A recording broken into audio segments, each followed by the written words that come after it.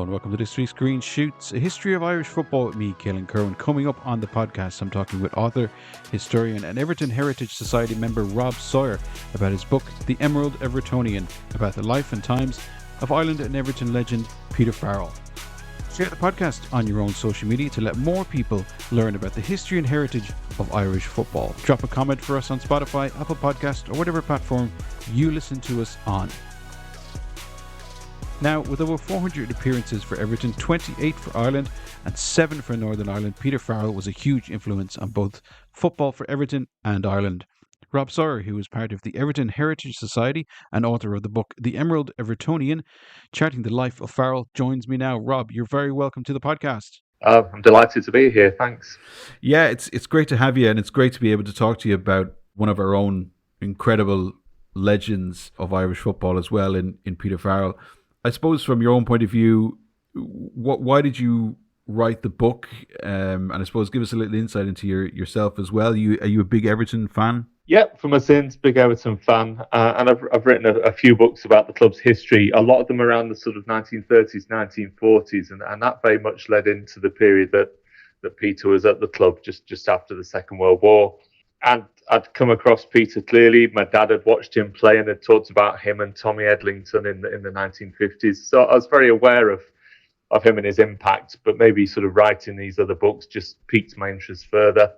And I was lucky enough to discover that in the mid-50s, Peter had done a serialisation for the Liverpool Echo about his sort of life in football. Wow. So I sort of read through that. And that was probably about 6 years ago. And that just made me think maybe there's a big article on it in this, and it kind of just expanded once I made contact with Peter's daughters. It just kind of snowballed a bit, and it turned into this book. So it's been 6 years in the making, a labour of love. But I've wanted to do fitting tribute to who I believe is a real great for Everton, as well as clearly a great for his nation as well. Yeah, I love the detail that's in the book, and you can feel those kind of 6 years of investment in the book as well, particularly from, I suppose the interesting story from the start is his granddad's story, and I suppose where that kind of, it's almost like a ripple effect on the rest of what was to come.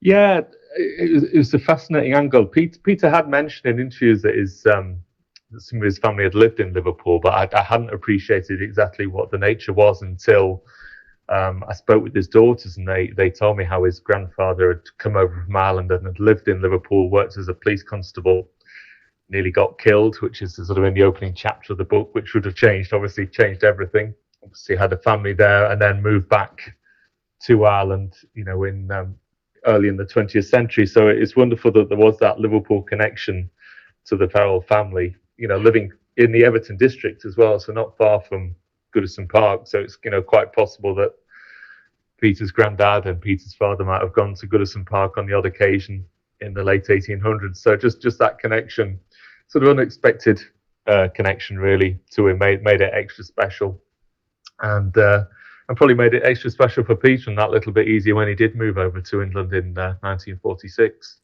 So yeah, fascinating. And then obviously that then takes us, the family story then goes back to sort of the Dublin area and sort of Peter being brought up in Dalkey. When you're a fan as well, like yourself, do you treat writing something like this with a certain sense of reverence as well? Because you're not just writing a book about of somebody who played for Everton, but somebody who's quite revered at Everton as well, and a famous Irish footballer too. So do you is there a little bit of weight on your shoulders to do it and to do it right? Yeah, there's two things really. There's one, the sort of weight to do justice to somebody, but also as you start to research, you hope that they turn out to be the person that you think they are. Because the worst thing is that you sort of want to show due reverence, and they turn out to be an awful person, terrible person. And, and I'm glad to say that was definitely not the case with Peter. He was, I think what shines through is what an extraordinary man he was, but also what a grounded, fantastic, hardworking, family-loving guy he was. So, it was that thing about don't meet your heroes. Well, clearly he would have been a delight to meet, because everybody who did said he was a fantastic guy, not just a thoroughly good footballer, but a brilliant man. So yeah, a lot of weight on my shoulders, and that's that's like you say about it, taking time over it, doing the hard yards with your research, because I want to do it right, I want it to be factually correct, and hopefully unearth little bits that don't get told, because you just read the Wikipedia profiles and the same stuff gets trotted out. I want to get to the heart of it and try and understand the man, and also the times that he lived in, which I think is fascinating as well. For me, it's also the social history, both in Great Britain, but also obviously in Peter's case in Ireland at that time. And the fascinating things like the fact that a footballer could be playing for two nations pretty much simultaneously, which was pretty unique. So that was fascinating to get a better understanding of. Yeah, it's a fantastic kind of period in Irish football as well, and other great players. Johnny Carey, played for two countries as well, a legend in himself. But I suppose if we look at his earlier career, his senior career in terms of football starts with kind of Shamrock Rovers as well, and he starts his kind of senior football pretty much in the shadow of World War II as well. So from the very start, we're on board with this kind of conflict already that's going around as he starts his very young career in football. That's right. He joined Shamrock Rovers just around the start of the war, I think, in 1939. Obviously, he'd sort of played junior football with Cabinteely United. So he's sort of having success with Shamrock Rovers. I think getting to 3 consecutive sort of FAA finals, winning 2 of them. But all this is going on, obviously, with just a short, just a few miles away, really, across the Irish Sea. So other stuff's going on, very serious. But obviously, in football, it continued in Ireland. But it did mean that I think, come the end of the war, English clubs were starting to look to Ireland for Irish players who, maybe hadn't been affected by the ravages of war in quite the same way, and there were also bargains to be had. So, having made his name. Along with Tommy Edlington, who became his sort of lifelong friend, having sort of met each other playing for Shamrock Rovers, then sort of Everton came knocking in 1946, for the princely fee of, I think, £3,000. I think the press reported 10,000, but actually, you can see in the Everton minute books it was just £3,000, which even adjusted for inflation, that still sounds like one heck of a bargain. Yeah, and just that, because there was an interesting quote from your book, the Emerald Evertonian, and I just wanted to read it here.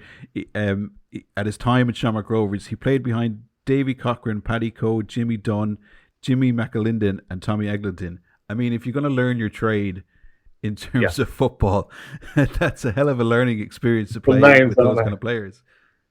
Yeah, I mean, Jimmy Dunn was one of his sort of heroes. He had heroes across the water, like he'd sort of read about people like Dixie Dean. But then Jimmy Dunn, I think, was certainly one of his heroes, and was, I think, quite awestruck, to join Rovers and actually be playing with Dunn. So quite the football education, which meant he was ready. And I was fascinated to learn about the Shamrock Rovers days, because obviously May Cunningham was effectively the power behind the throne at that club, and she sounded like an amazing character. A woman in football administration, effectively, in that era must have been, clearly was a rarity, and she sounded like quite a character. So my friend Jerry Farrell, who sort of does a lot of research, especially for Bohemians, he gave me a bit of the gen on that, and I thought that was a great, there's a story to be told there, definitely. There's a lovely little story that you told us.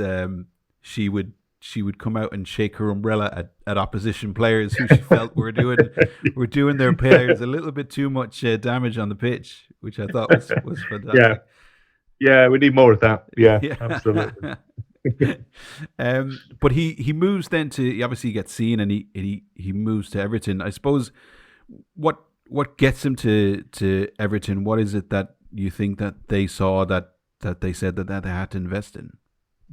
Yeah, well, they hadn't been looking at him specifically, or Tommy, because, as I say, they came as a pair. But Everton's official had been to watch another match.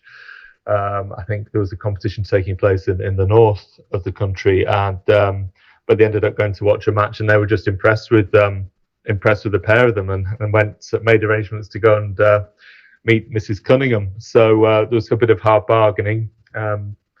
And then Peter and Tommy weren't sure about coming across because they'd heard stuff about how England could be.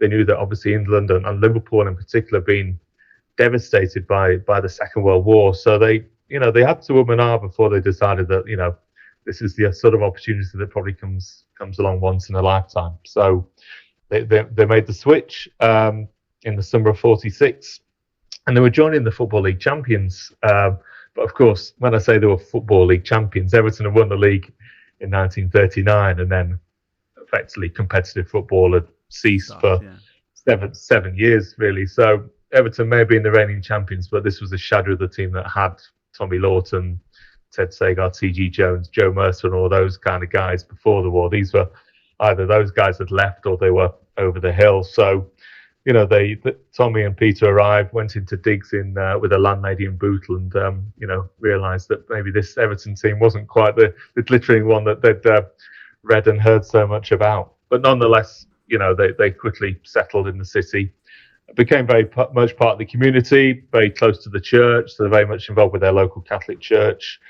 There's a great story in there about how the priest would get them to sit at the front, on the front pew, and make a very generous donation when the bowl came round to almost shame the other parishioners into being a bit more generous than they have been with their donations. And then afterwards, the priest would give Tommy and Peter most of the money back.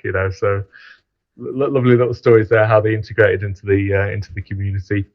And on the football field, they made an impression. Peter arrived injured, so it was a couple of months before he played for Everton, but soon hit the ground running and just won people over with his just his style of play, which was selfless. There was no ego with Peter. It was all about the team. It was 100% effort, but to the benefit of the team, not to the benefit of himself. So he very quickly became a popular member of the team, and within a couple of years, he was made club captain, which says it all really.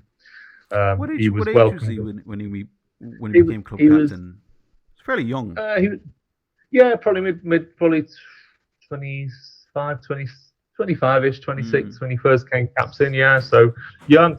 And talking of captaincy, just before he made the move to Everton, he made his debut for Ireland and when I say Ireland, I mean the FIA team, when they toured in Portugal and Spain, and he was made captain on his debut, which is mind-blowing, really, that his international debut and they make him captain. So he was obviously a leader from a young age. Yeah, and I think one of the things that's striking as well in the book as well is his relationship with Tommy Eglinton as well, which I suppose the time of circumstance, etc., that comes with it, and that kind of friendship that kind of goes with that throughout the space and time as well of their careers too, which I found kind of fascinating too, is these two guys finding their space at the same time and living in the same dream, I suppose. Yeah, no, it's a beautiful story. I mean, they hadn't been friends since childhood. They'd come together at Shamrock Rovers because Tommy was from the north of Dublin, but they obviously just became the very best of friends. And even when they got married, their two wives were incredibly close. So, for the rest of their lives, they were just this sort of unbreakable bond. They would, come back over to visit Liverpool on occasion, the two of them together. It was just it was a beautiful friendship. They were, real blood brothers, blue blood brothers. Can't even say it, but a lovely tale. And they lived together in digs for probably 4 years. It was only when I think Tommy got married that they then obviously had to get their own club houses, and they both lived in modest, club houses owned by Everton. They would pay a sort of modest rent, and these were sort of semi-detached 1930s houses. You'd have your neighbours offering to give them lifts to training because they didn't have cars. It's just amazing to appreciate how very much part of the community and how grounded they were. It's interesting as well that they, I suppose they start playing with Everton at a period when England and the UK is very much in rebuild mode after World War II. So there's a sense of regeneration in terms of country, in terms of city, in terms of society as well. England, of course, at the time is changing too, with those kind of times as well. So it's very much a a time for them to step into an Everton team where there's so much swirling around the club at the time as well. Absolutely. So, I mean, as you say, it was a time of change. It was a time of great austerity because the war may have ended, but as I said earlier, Liverpool as a city was, huge amount of destruction, but the austerity was manifested throughout the country with, rationing into the 1950s. This is the kind of thing that the two stepped into. Everton, yeah, as I said before, they had a team that was now over the hill. They'd lost their best players, and they were trying to rebuild. And football was changing, so Everton didn't have a manager really. They had a club secretary who was given managerial responsibilities, whereas some other clubs were starting to adapt to the sort of manager model. So Everton were basically sort of getting left behind and playing catch up. They only appointed a manager, a proper de facto manager. That was Cliff Britton in 1948, the back end of 1948, by which time the club was struggling. So, there was great change, but Everton were sadly at this point behind the curve, just as you could argue they may have been a bit in the past 20 years, and struggling to play catch up. So for much of the late 40s and into the 50s, Everton were at the wrong end of the table, flirting with relegation.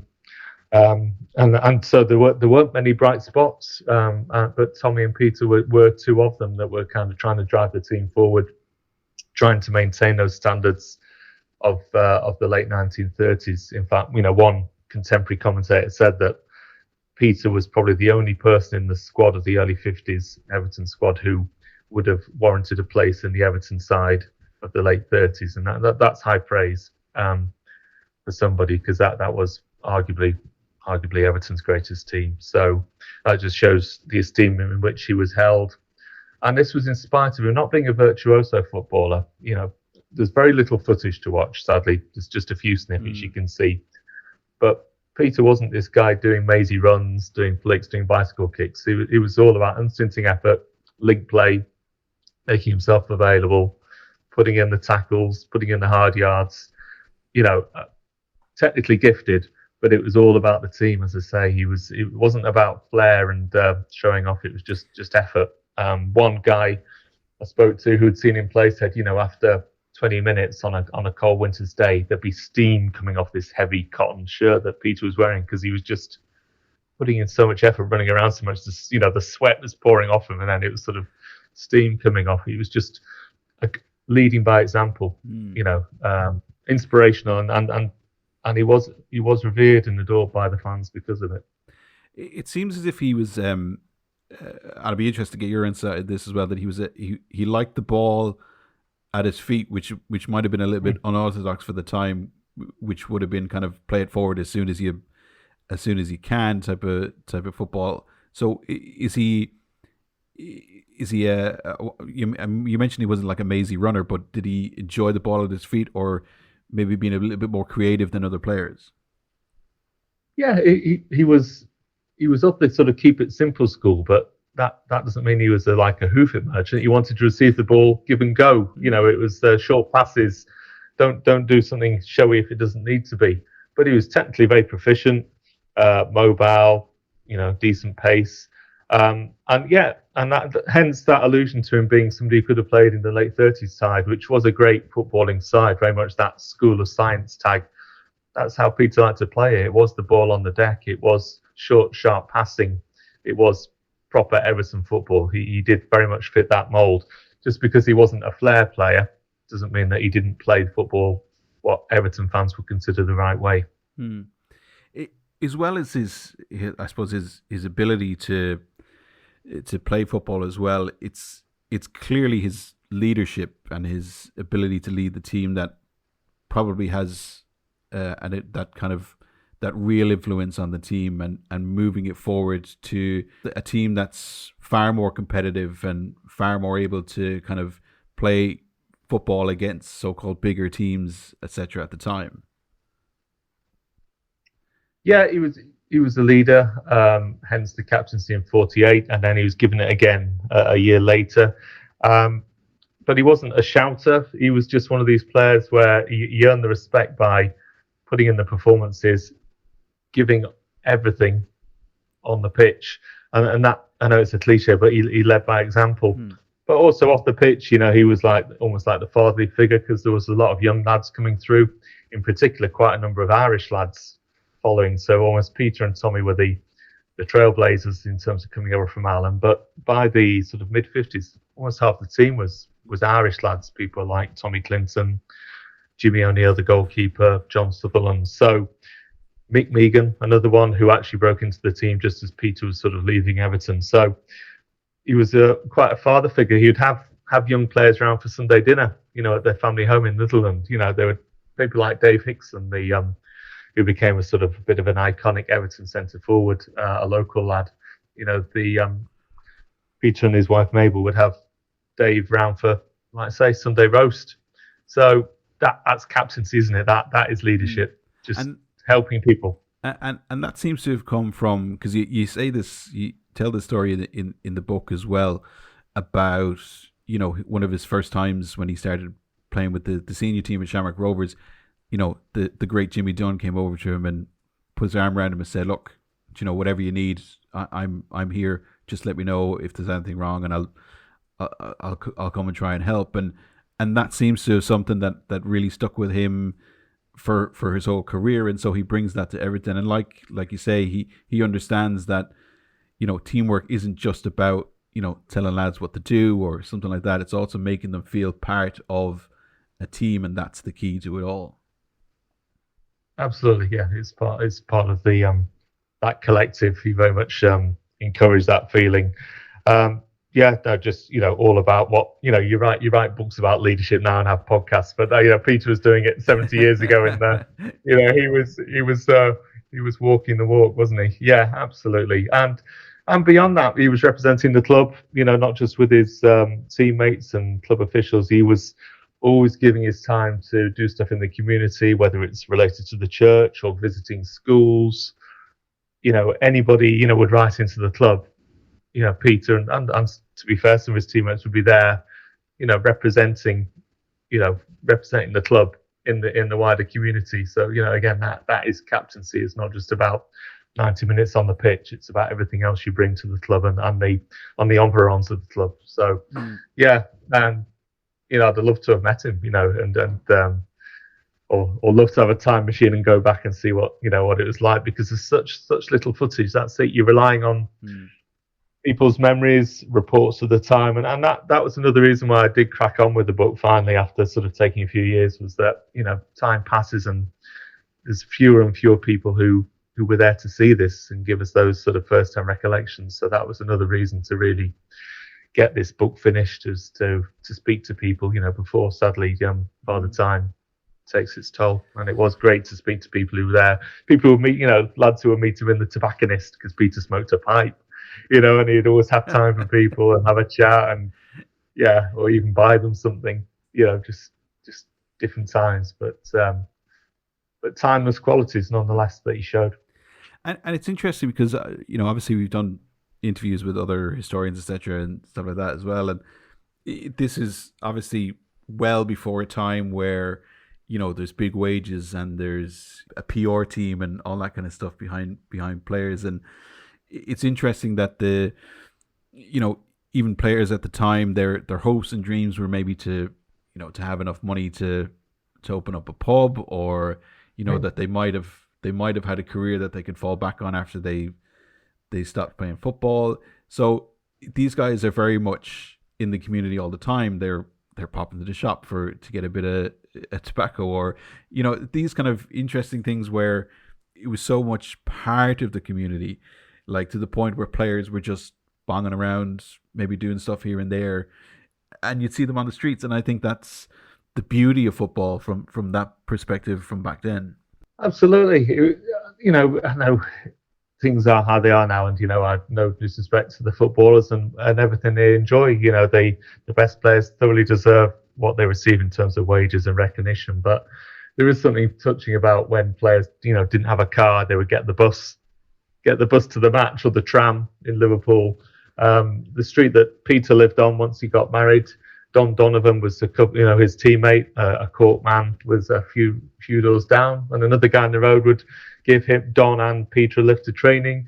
you know, can you imagine that now? Just knocking on and giving the Manchester United or the Everton captain the lift of training. So, yeah, they were there, they were available.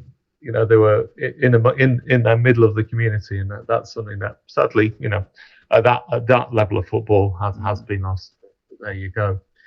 And I mean, one thing we haven't mentioned, and maybe it will come up, but obviously, if it's still in the 1940s, Peter was, also involved in one of Goodison Park's greatest moments, Most but not famous at wins. club level. Yeah, yeah. I mean, that's incredible too for him, because of where it happens as well, and Ireland beat England 2-0, first foreign team to beat England in England. It's such a momentous result, not just in terms of obviously the momentum of it in terms of Ireland beating England in England, but also for him to do it in that city where he is so revered and where he does love to play football, in a stadium that knows him very, very well. Did he ever talk about that? Did he mention that, and maybe how he felt? Was it a strange feeling to do it in the place where you love to play your football? Yeah, well, he was extremely proud of that moment. For him, it was one of his greatest moments in football. I mean, it must have been slightly bizarre, but there again, the whole thing must have been bizarre because clearly Liverpool has got a large that community, Irish community, whether that's first or second generation or third generation. So the crowd mix will have been interesting because you will have had a lot of Scousers in there, but some of them were probably frankly cheering for, or at least having some sympathies towards the guys in green, especially as two of the Irish team that day were Everton players. Tommy Edlington wasn't selected, controversially, but Peter Corr, a right winger, obviously famously the uncle of the Corrs pop group, he was selected. So Peter and two Peters of Everton were playing. So I think the crowd sympathies were probably quite divided. So it must have been quite a bizarre atmosphere inside Goodison Park. And even the Irish team, they weren't even all together till the day of the match because some players had club commitments. They had a practice the day before, and there were only 8 of them there. It just, the fact that they went on and won it is absolutely crazy. But it just shows. Well, actually, what it does show is the genius of Johnny Carey. He was captain of the team, but he was effectively also the chief tactician. In all but name, he was the manager of the team because he got the lads together, laid out the game plan, which was basically to stifle the supply line to Tom Finney, Everton's danger man, and it worked a treat. A great backs to the wall performance, score a penalty to go 1-up, and then in the second half, of all things, Peter gets released, running in on the Gladys Street goal, and in his words, a nice dink over the goalkeeper. And that is one of the rare bits of footage of Peter playing that survives. I think Pathé or one of the other newsreels was there. So that does survive, and that's amazing. Yeah, Peter incredibly proud. And of course, he'd had a little bit of a wager with some of his Everton teammates before the match. So he was all too happy to collect his winnings off them afterwards. So yeah, no, he was, there was no mixed feelings. He was absolutely delighted. Yeah, and it was fantastic. And in terms of Everton, then what changes on the pitch in that period? He's there for 10, 11 seasons. So with him there, and obviously the other players that we mentioned before, Tommy Eglinton, etc. What happens to Everton in that period where he becomes part of a much loved part of Everton history? It's unfortunate, or it's Peter's misfortune that he was there at probably one of the worst decades for the club, and that's not his fault or Tommy's fault. It was that post-war thing that Everton just couldn't adjust. They were slow coming to the party with having a team manager. They had a policy of not really spending big anymore, partly because maybe they didn't have much money because they'd lost all that attendance money over the wartime years, and they just got left behind, and they got relegated in 1951 for only the second time in the club's history. And the expectation was that they would bounce straight back, but it took 3 years to get back up to the top division. So Peter took that hugely personally, the relegation, because he was captain. It cut him deeply. But on the flip side, it was one of his proudest moments to captain the team when they went back up in 1954. So he was there through thick and thin. There was never any suggestion that he would, leave Everton. He knew that the team collectively had failed, and he was determined to see it through and get the team back up to where it belonged. So he was there through till 1957. So by the time he was, finally sort of moved out of the first team picture, he was, well into approaching his mid-30s, and he'd been almost an ever-present throughout that decade. Didn't miss many games through injury. Once he broke his jaw and was trying to play the next week, the club in the end said no. Have a couple of weeks off. So nearly always available. Kept himself, looked after himself. Apart from maybe smoking the pipe, kept himself fit. Not a heavy drinker. Just constantly there. So by the time he left, there was that sort of next generation of players coming through, including, as I say, Mick Megan, who'd been there since the early 50s as a young Irish lad. Peter had made sure he settled in, and then Mick went on to obviously play for his country as well, and was in the Everton team that won the league in the early 1960s. So there's a sort of a connection there, if you like, going through into the Everton's glory years that followed. It is a lazy comparison to make with Seamus Coleman, but there's undoubted similarities, both in terms of how these two lads, came from relative obscurity in terms of English football. This, lad coming over from Ireland that most people wouldn't have heard of, and making his way in the city and also living in the city, which is something Seamus has done, unlike a lot of Merseyside footballers now, and just playing through some tough times, but just trying to raise the standards, giving of his best. So both players who deserve more in terms of silverware and success, but not for want of trying. There's certain similarities there. I suppose that it's interesting that you mentioned that, Lila, in terms of no silverware, and I think perhaps sometimes that's the first kind of go-to for people to judge what a great career is, and they kind of automatically go, well, he, what trophies did he win? How many FA Cups did he? How many league titles? All that kind of stuff. And then the flip side of it is, he might not have won any trophies, but he's forever loved, like Seamus Coleman as well. So to be revered forever at a football club, the downside is, he didn't have any trophies, but it's in my book, it's 6 to 1 and half a dozen to the other. I agree entirely. I mean, people have these debates on what's what's a club legend, what's a club giant. And some people say, well, this person can't because he hasn't won anything. I think that's rubbish. If you've just, due to misfortune of time, happened to be there in a period where the club doesn't win anything, but you're a brilliant player or a brilliant leader, then that's what it is. What you've brought to the party, isn't it? It's not whether you've got that medal at the end of it. It's what you've delivered week in, week out. And absolutely, for me, Peter, and for that matter, Tommy, who was there, that parallel career, Tommy Edlington there, pretty much for the same duration as Peter, and almost the same number of appearances. That's what counts, and it's the same as Seamus. I mean, it'd be wonderful if any of these guys had a cup medal or a league championship medal. That's the icing on the cake, isn't it? But as you say, what they have done is written themselves into club legend, into club folklore, and also into the enduring affections of supporters, and that is very important. So and they went close. The couple of cup semi-finals. It was one of those things. Close. So, and the same with Seamus. But close, but near but no cigar. Yeah, and I think it's kind of just one of those things where people often look at like this kind of singular view of what was happening on the field and not take into account what was happening off it. Like you say, the catch up of maybe taking on a full-time manager and all of those kind of different things, and then the relegation and the fight back. But there's no doubt that period post-war kind of set the foundations for the Everton that was to come, in the 60s and beyond as well, in terms of, having a team that had to have ability for sure, but it had to be strong and had to be able to stand up to the tests that came its way. And that, I think, was probably the foundations that were set post-war with the likes of of Peter Farrell and Tommy Eggleton and so on. Yeah, and Dave Hickson, another one. Yeah, Yeah. it was tough times, but the Everton DNA still ran through it.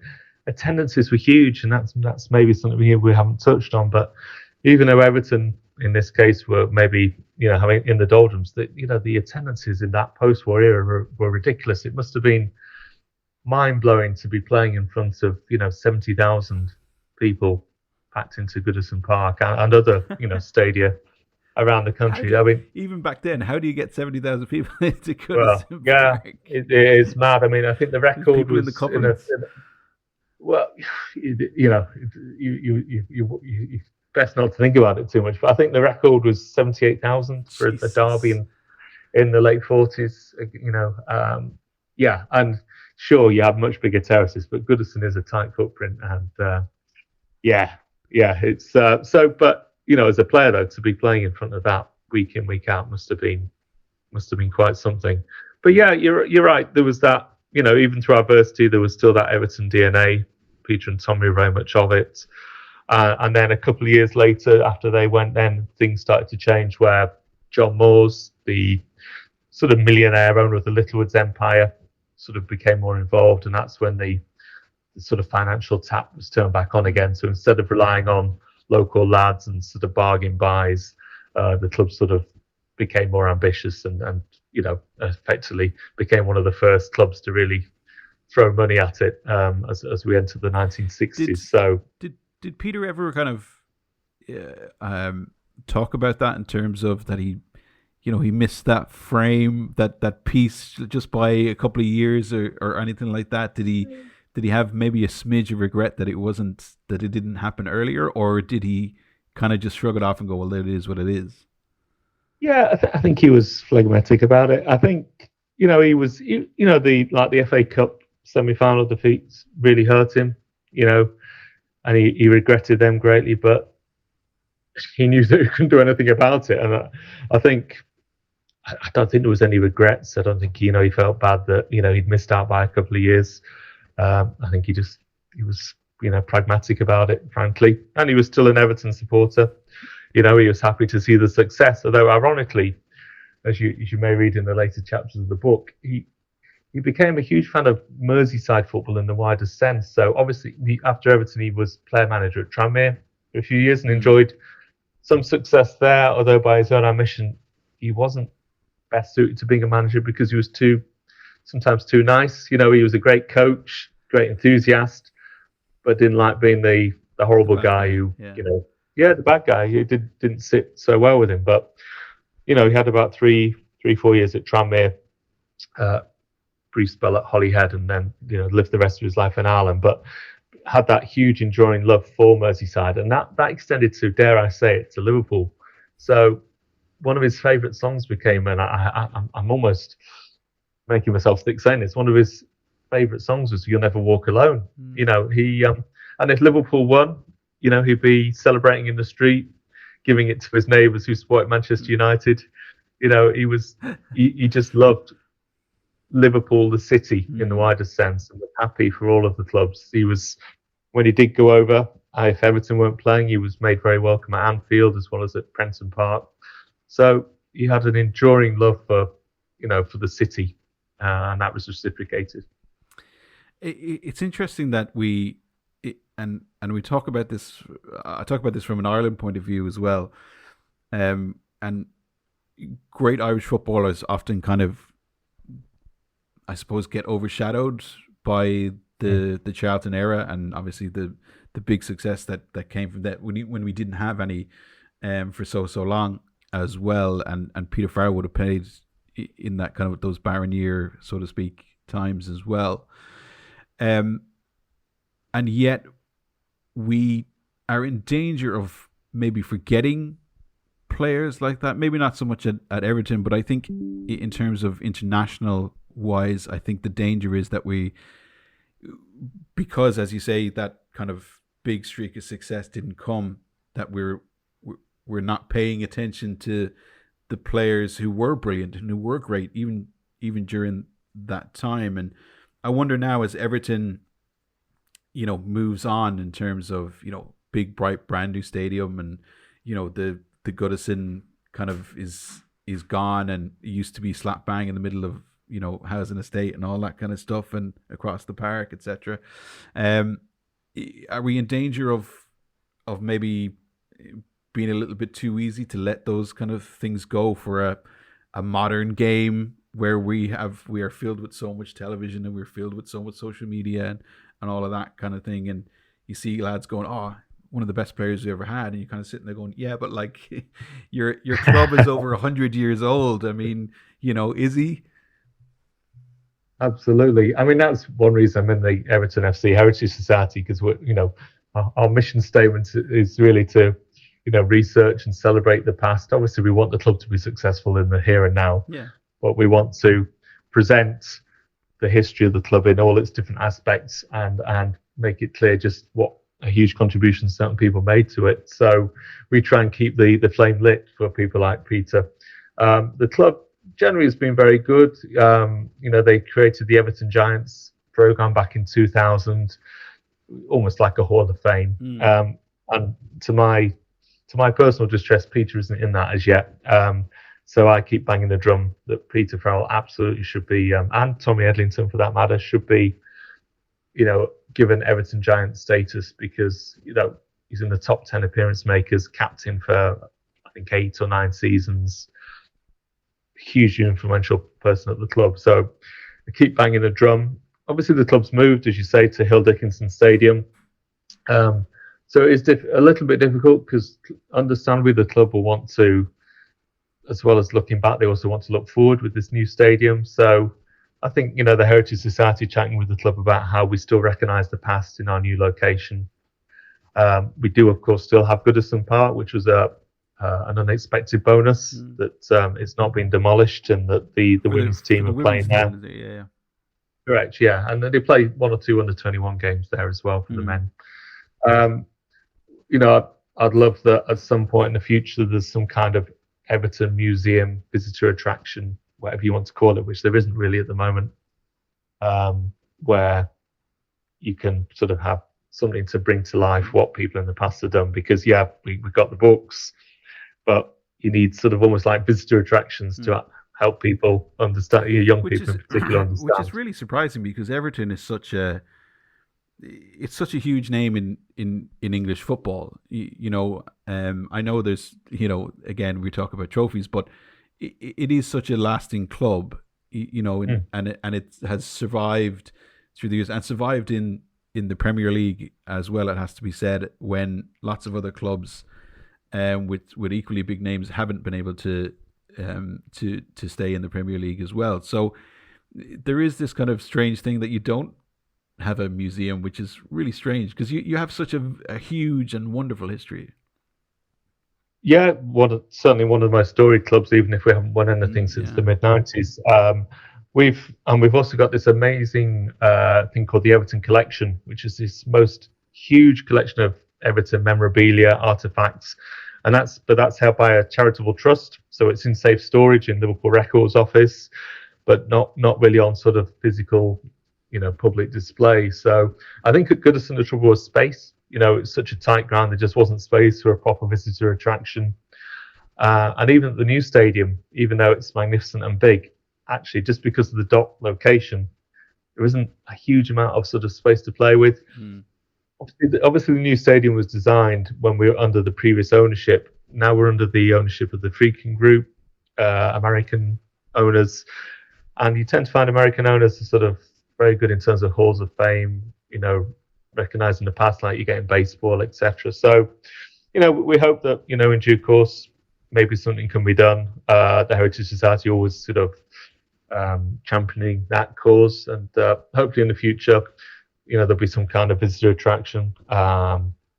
Fingers crossed that may happen, and also that the Everton collection is in some way can be presented to the public, so not just sort of stored away, but actually some kind of facility where people can come and see. So hopefully under the new ownership, in due course. There's been lots of other things to deal with first, I think, with the club. Obviously, we've been battling relegation for several seasons, financial catastrophe on the brink of financial catastrophe once or twice. So hopefully the new owners get their feet, properly under the table, and can then start to see how we can continue to celebrate the past as well as look to the future. I suppose the final word then on Peter Farrell, where he stands in the pantheon of Everton football, and over 400 appearances for the club, which is no mean feat. Where does he stand in terms of Everton history and I suppose his influence on the club? For me, he's an Everton great, even if he's not been given that official title. He is, just for his longevity, for his length of service, for his level of service, devotion to the cause, his leadership, an inspirational captain. Just unlucky of him, he was there at the wrong time in terms of success in the sense of medals. As I say, very much like Seamus Coleman, but he deserves to be remembered, deserves to be celebrated. I think we should always be thankful that Everton have had the likes of Peter Farrell, and not just Everton, but I think Ireland as well. It's only the second there to get the Silver Shamrock, to make 25 international appearances for the FIA side. One of the greats, and we shouldn't forget that. It's hard with the passage of time, but we need to remember the contribution that these guys have made. Rob, if people want to get the book, buy the book for themselves and read this fantastic story of an Everton and Ireland legend, where can they do so? It's called the Emerald Evertonian. It's published through Toffeopolis, which is a collective of Everton authors. If you just go on the usual online retailers, or hopefully, I think you can also order it, through your bookshops, even over the water in Ireland. Support your local bookshops if you can. Yeah, just Google it. It'll come up, The Emerald Evertonian by Rob Sawyer. And please get a copy, and I hope you enjoy it if you do. Absolutely fantastic. Yeah, I've started reading it, and it's really, actually, I wouldn't say this that much about a sports book, but it's a real page turner in terms of getting those stories that really bring somebody like that to life as well. So well done, Rob, and thanks very much for coming on. Absolute pleasure. Thank you. Book again is The Emerald Evertonian, written by Rob Sawyer. A thoroughly enjoyable read, so make sure you get your hands on it. Even if you aren't an Everton fan, it's a great insight into the life and times of a footballing legend. My thanks to listener Jason Shanahan, who brought the book to my attention as well. Well, that's it for this week's podcast. Share the podcast on your own social media to let more people find out about the history and heritage of Irish football. Drop a comment for us on Spotify, Apple Podcast, or whatever platform you listen to us on. And remember to support your local League of Ireland and Northern Ireland Football League teams. It's our heritage, it's our game. Bye for now.